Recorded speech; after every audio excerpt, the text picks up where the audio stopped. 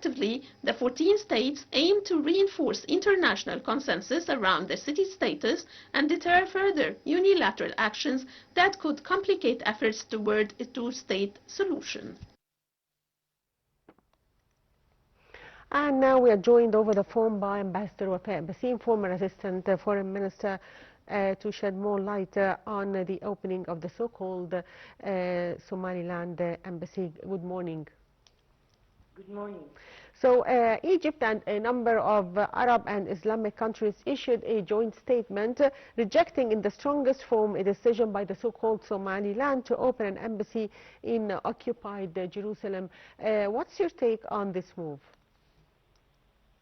Well, one can see that Egypt, on in its own merit, has issued a statement condemning in the strongest term the act that has been performed by the so-called Somaliland by opening a pretended embassy in Jerusalem, and at the same time has joined the joint declaration made by a number of countries on condemning this action, and it was issued right away by the foreign ministers of these countries that you had just mentioned in your report. And we can add to this also organizations like the Arab League and the Organization of Islamic Cooperation, which have also condemned the move in a separate statement, but at the same time who are talking on behalf of the members that are party to this organization.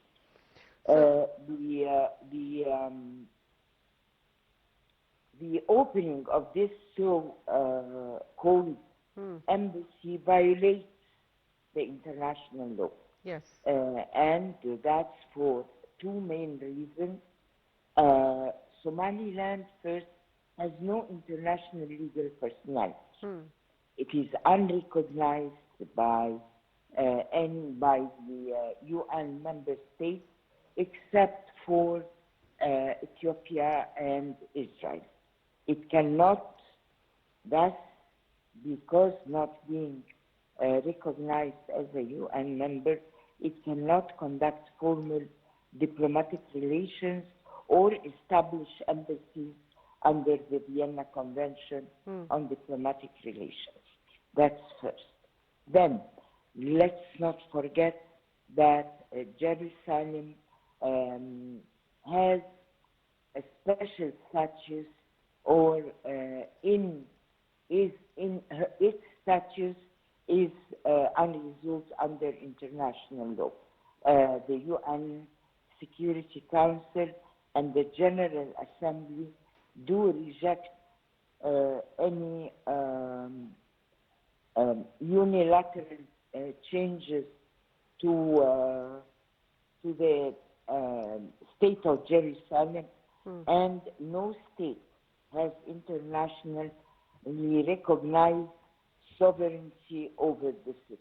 Of course, Israel is pretending that Jerusalem unified should be under its legislation, but this is completely against the public and international opinion, as stated in many Security Councils is and by the International Court of Justice, by the many declarations of the General Assembly of the United States, and the continuous and reassured several times, re-stressed several times by Egypt as its permanent position that Egypt believes in the importance of peace process, negotiations, and the establishment of two states living side by side with an independent, viable Palestinian state with Jerusalem East as its capital. So what this act is totally against the international law and the norms of justice and the decisions and resolutions of the UN Security Council and the UN General Assembly. And what does this joint statement by Arab and Islamic states show how they coordinate on issues related to Jerusalem and international law? I mean, despite that the latest developments in the region, and particularly the war of the USA and Israel against Iran and its implication on the region, which made this Gulf War sort of coming at the top of the agenda of the international community. Nevertheless, this act by the so-called Somaliland has brought back the issue of the Palestinian issue to the attention of the international community. And that coordinated action has showed that the Arab Islamic countries, and I'm sure other supporting states all over the world who believe in the importance of having Jerusalem East as a capital of the future Palestinian state, this coordinated action has shown that the Arab countries have not forgotten the core issue and the core element for realizing peace and security and stability in the Middle East, which is the Palestinian question. So, Dr. Ambassador Wafaa, how might actions like this affect efforts towards regional normalization and the broader peace process?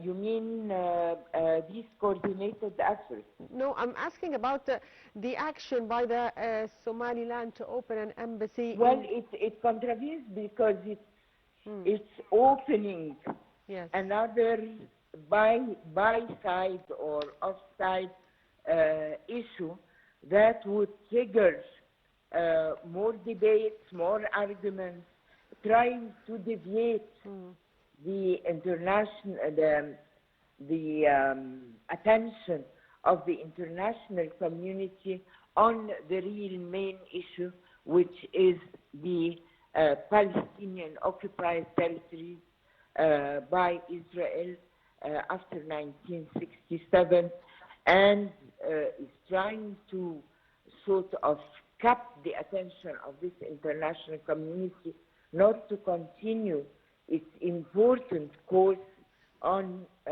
starting the second phase of the proposed solution in Gaza, and is turning also the attention of the international community, trying to turn the international community attention from the development and the I would say the serious development of the Israeli action in also the in Ramallah and West and in the West Bank. Let's not